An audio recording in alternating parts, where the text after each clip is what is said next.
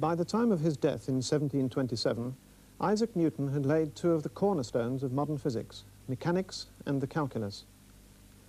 But Newton never turned his attentions to electricity and magnetism. An understanding of those effects and of the deep connections between them had to await the combined genius of two men, Michael Faraday and James Clerk Maxwell. Their researches into these phenomena constitute the next great step in the development of physics, a step which led to a deeper understanding of the nature of light and of space itself.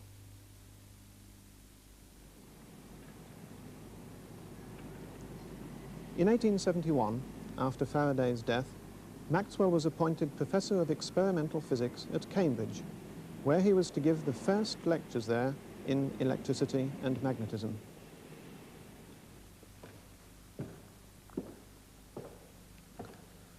It was customary at that time, and in fact it still is, for a newly appointed professor to give an inaugural lecture. Well, Maxwell gave his inaugural lecture, but whether by accident or as a practical joke, he gave it to his first-year students. And when his distinguished colleagues and fellow professors came along, he gave them a lecture which started with an explanation of the difference between Fahrenheit and centigrade degrees of temperature. Well, I think they understood that part of the lecture pretty well, because there were some very famous men in Cambridge at that time. Here, in the front row, for instance, was Sir George Stokes, who worked, among other things, on light, an undulatory theory of light. He knew that light had some wave motion, but he didn't know just what. And there was John Adams, J.C. Adams, who'd raised Newtonian mechanics to a peak of perfection in his calculations of the position of Neptune, which had led to the discovery of that planet. And another friend of Maxwell's, who had been at Cambridge a little earlier, was Lord Kelvin, a pioneer in the study of heat. But the interesting thing about these men and the areas of physics which they studied, they were separate areas, different areas of physics. What was needed was a link between them, and it was that link which Maxwell was going to provide. The simple fact of magnetism had been known for a very long time. There's a naturally occurring magnetic mineral called lodestone, which had been known for 1,000 years. It had been used in compasses, and even the pattern of force around lodestone had been plotted out like the pattern of force around this horseshoe magnet. But these things weren't understood. What's needed to understand them is to break them down into the simplest elements, as Faraday did, and then piece them back together again, as Maxwell pieced them together, so as to understand the whole subject. So we need to start with things as simple as you like, if you like, as Fahrenheit and centigrade. So to start with, electrostatic charge. Well, here's a machine which produces electrostatic charge, a Wimshurst machine. How can we recognize that it does produce charge? Well, by the forces which it produces. If I charge these spheres, we see the characteristic pattern of forces shown by these silk tassels, rather reminiscent of the pattern of forces given by the magnet. So if there's a static charge on these spheres, we just have electrical forces, electrostatic forces.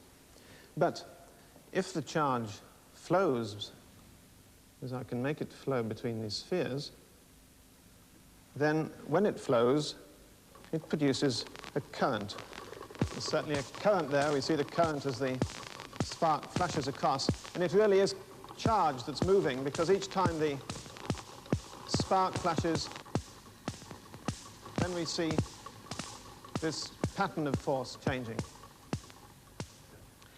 So the moving charge produces a current, and a current produces a magnetic field, and that's a much simpler way of studying a magnetic field. It's very much simpler than the magnetic field produced by lodestone, which arises from a very complicated set of processes. Faraday showed by this simple experiment, this is a reconstruction, he indeed used these simple wine glasses and showed that the magnetic force due to the current, makes the magnet go round. So here's the first indication of a link between electricity and magnetism and mechanics, because here Faraday had shown the relation between the current vector and the force vector.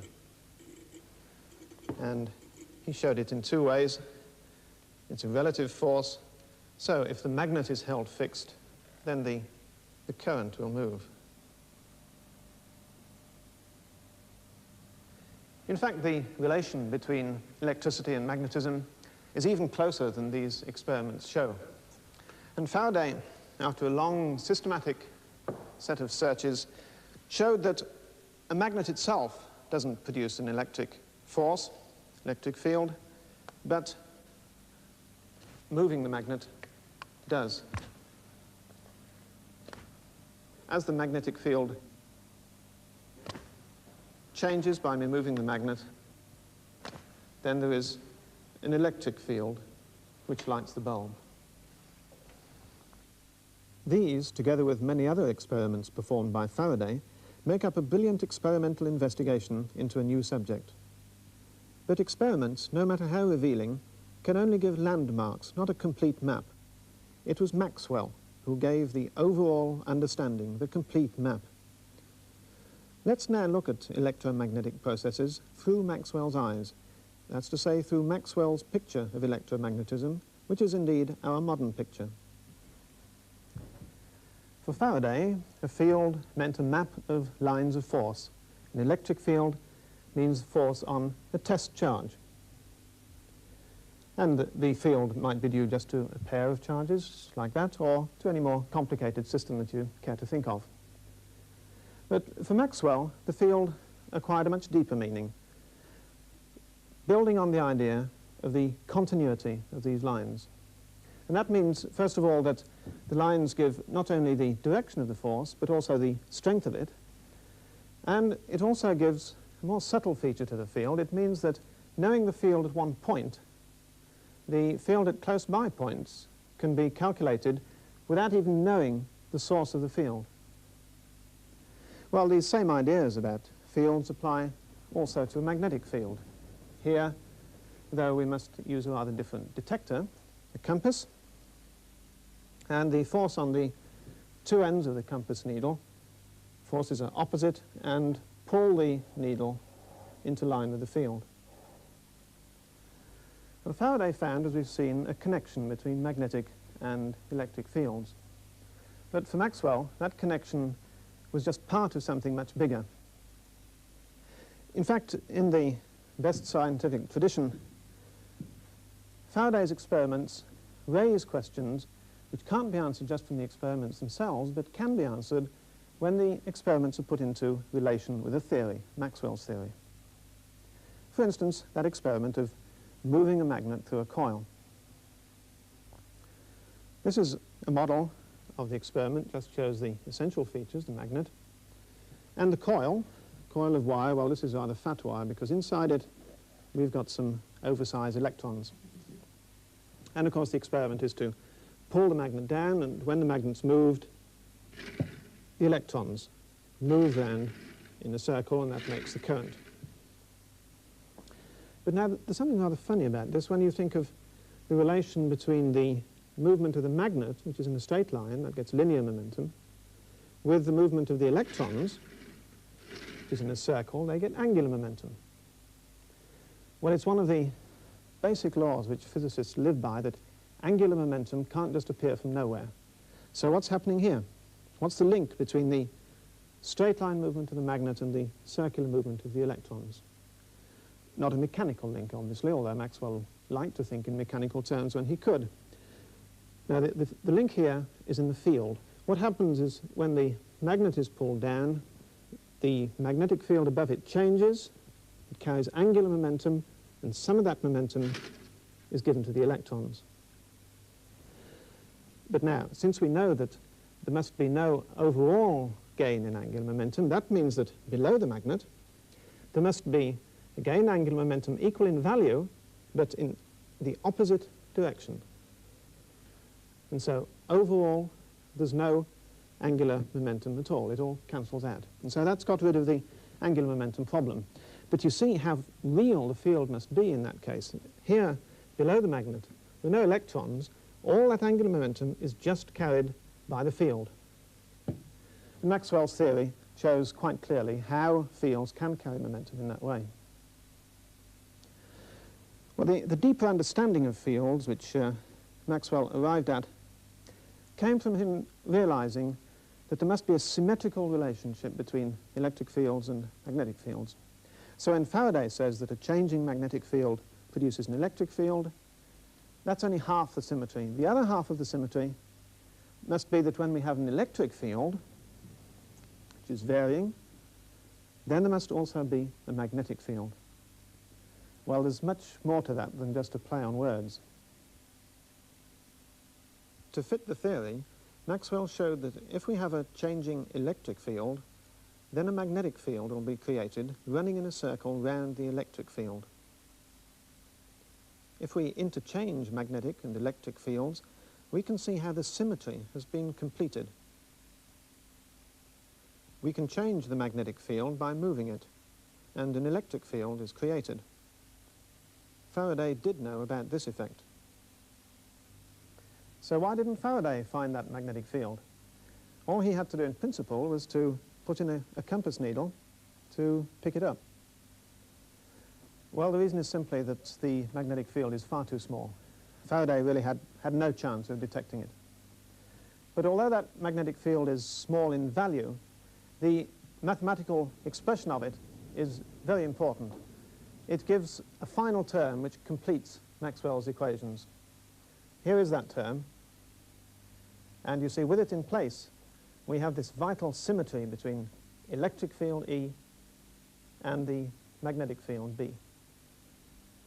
And that symmetry runs all through those equations. Every time you find an E, there's a corresponding equation with B, the magnetic field. These equations, in fact, are written in their simplest possible form for charges and magnets in a vacuum. But written in the general form, they describe all electromagnetic phenomena. There's been essentially no improvement in these equations since Maxwell's time. And they tell you something about moving charges and magnets which you can never guess just by looking at them.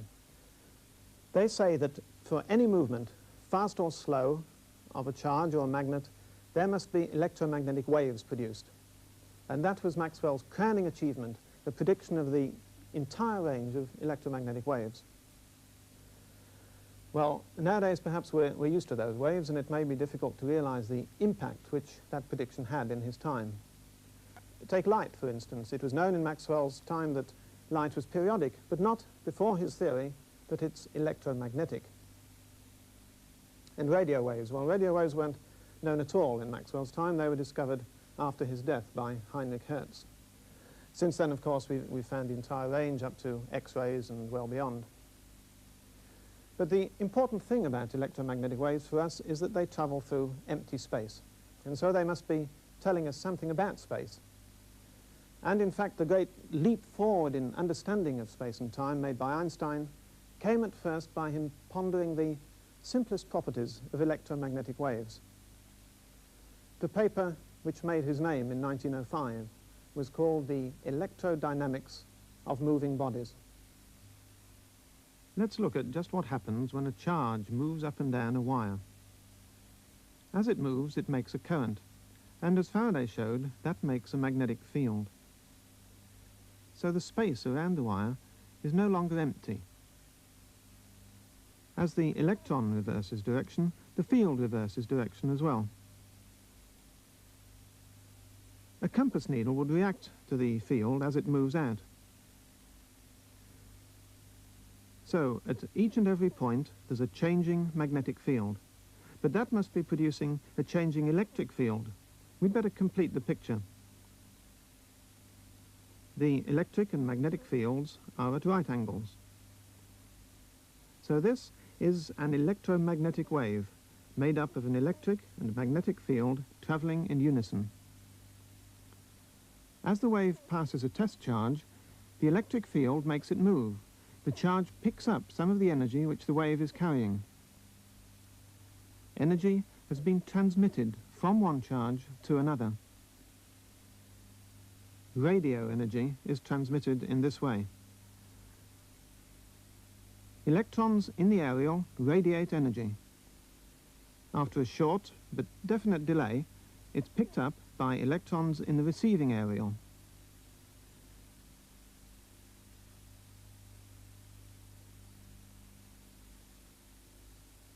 Usually, the delay doesn't show itself, but sometimes it does. Insertion, Houston, on time, minus 3/10, minus 10 at plus 1.7. You're okay.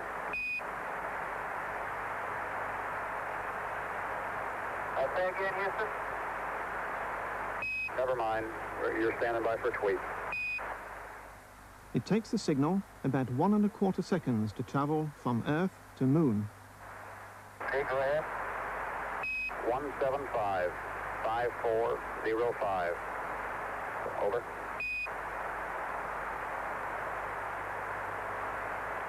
Copy at 175 5405. Good, read back. The waves are carrying energy, but it doesn't arrive immediately. During the delay, the field is holding energy between the Earth and the Moon.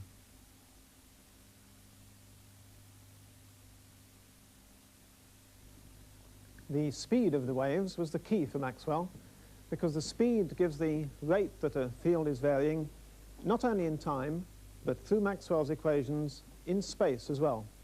We come again across the idea that we can know what's happening in a wide region of space, provided we know exactly what's happening at one point. Here's a wave as it might be traveling from the antenna. The electric field and the magnetic field.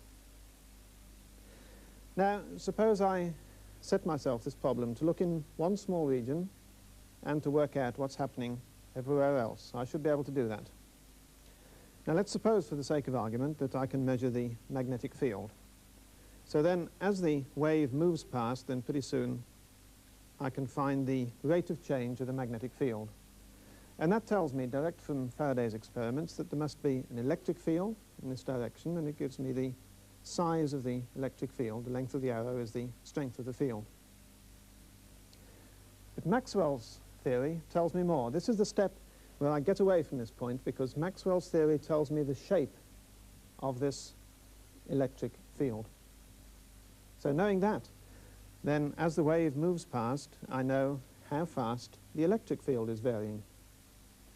Well, a varying electric field, that's that vital last term in Maxwell's equations. The rate of change of the electric field tells me there must be a magnetic field in this direction. But I know that already. That's where I started. And so somehow this whole picture's got to be consistent. And the only way it can be consistent is if the speed of the waves is right, to give the right ratio of the electric to the magnetic field. Well, the right speed. What is the right speed? This wave, as we've got it, is a radio wave, but it could be any other wave, a light wave. They all travel at the same speed. In fact, in Maxwell's theory, this speed is given by electromagnetic constants, which can be found independently of all this just by doing experiments which only involve a static charge and a steady field. In fact, doing it that way, Maxwell could, as it were, measure the speed of light in the dark. Maxwell compared the speed calculated in that way with the measurements, direct measurements of the speed of light, as well as it was known in his day. And the agreement between those two sets of figures, nicely within the experimental errors, set the seal of success on his theory. Waves like these, where the field is confined within one plane, can be produced by currents running up and down, essentially a straight wire as an antenna. And a different sort of antenna can produce a field which twists as it goes along. And that's the clue to the way radio waves can carry angular momentum. It's a pity Maxwell didn't know about radio waves, because I'm sure they'd have been a great delight to him.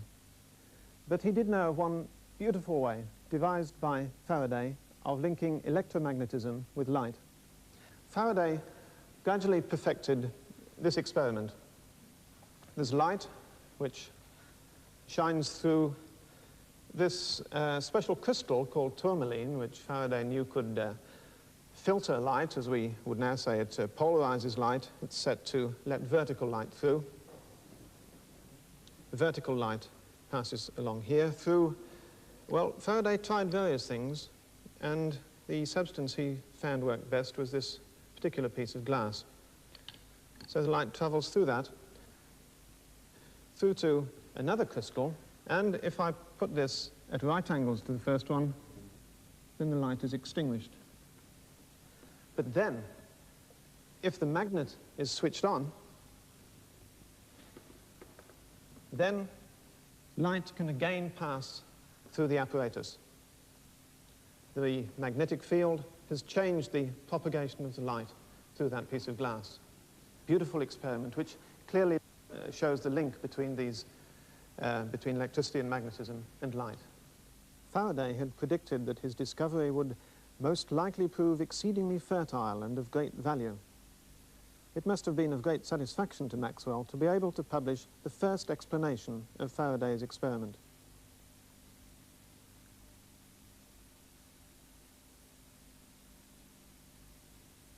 I doubt if, in his lectures, Maxwell would have singled out those aspects of electromagnetism which we have emphasized.